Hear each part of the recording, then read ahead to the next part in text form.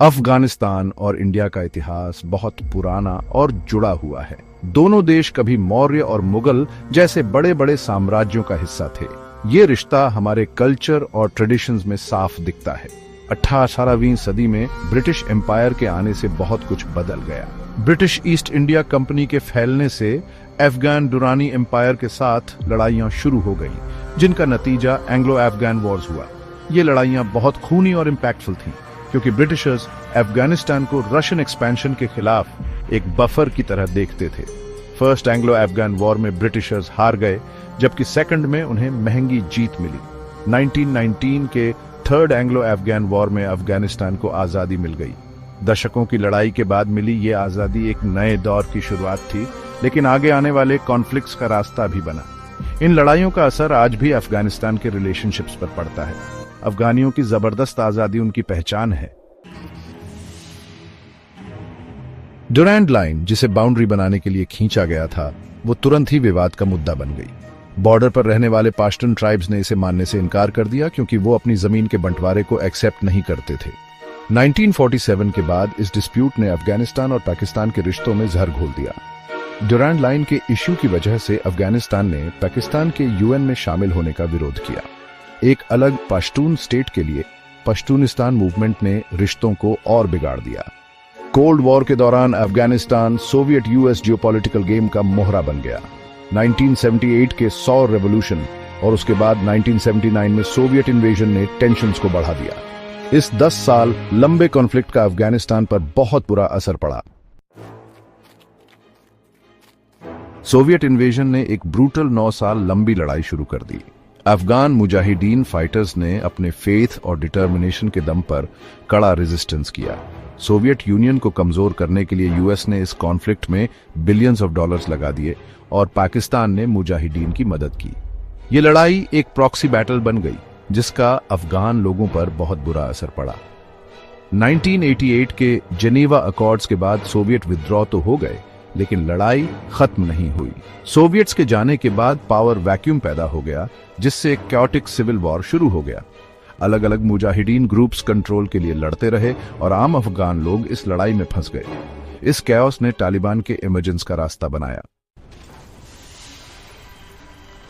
Taliban 1990s के शुरुआत में उभरे और उन्होंने वॉर टॉर्न अफगानिस्तान में ऑर्डर लाने का वादा किया। मुल्ला मोहम्मद उमर की लीडरशिप में उन्हें डेस्परेट लोगों का सपोर्ट मिला।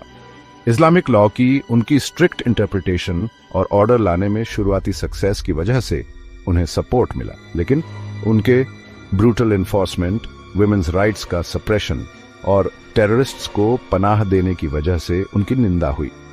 इंडियन इन्फ्लुएंस को कम करने के लिए पाकिस्तान ने तालिबान को सपोर्ट किया, जिससे उनका एक्सपेंशन तेजी से हुआ। 1996 तक तालिबान ने काबुल पर कब्जा कर लिया और स्ट्रिक्ट शरिया लॉ लागू कर दिया। उनका रूल ब्रूटैलिटी और ह्यूमन राइट्स के रिग्रेशन के लिए जाना जाता है। तालिबान द्वारा अल कायदा को पनाह देने से फ्यूचर कॉन्फ्लिक्ट्स का रास्ता तैयार हुआ। अफगानिस्तान से अल कायदा द्वारा किए गए 9/11 अटैक्स ने पूरी दुनिया बदल दी।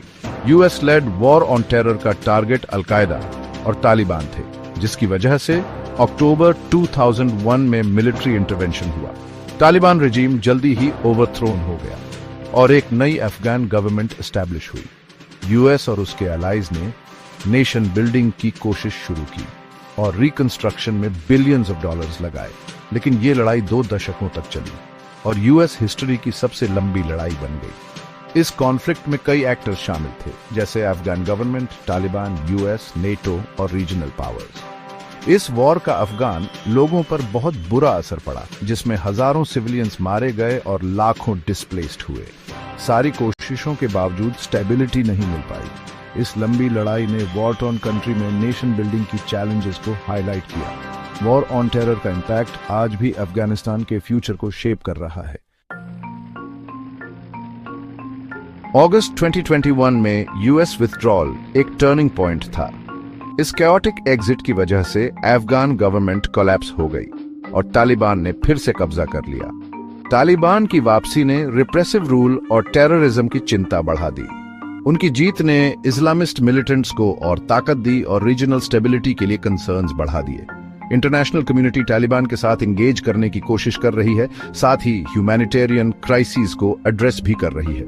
डुरैंड लाइन का इश्यू पाकिस्तान के साथ टेंशन का पॉइंट बना हुआ है। Afghanistan humanitarian crisis, collapsed economy और रिसर्जेंट तालिबान का सामना कर रहा है। नेबर्स के साथ उसके रिलेशनशिप्स चैलेंजेस और मिसट्रस्ट से भरे हैं। अफगानिस्तान की स्ट्रेटेजिक लोकेशन ने उसे रीजनल और ग्लोबल पावर्स के लिए इंपॉर्टेंट बना दिया है। नेबर्स के साथ उसके relationships geography, history, ethnicity, religion और जियोपॉलिटिक्स से प्रभावित हैं।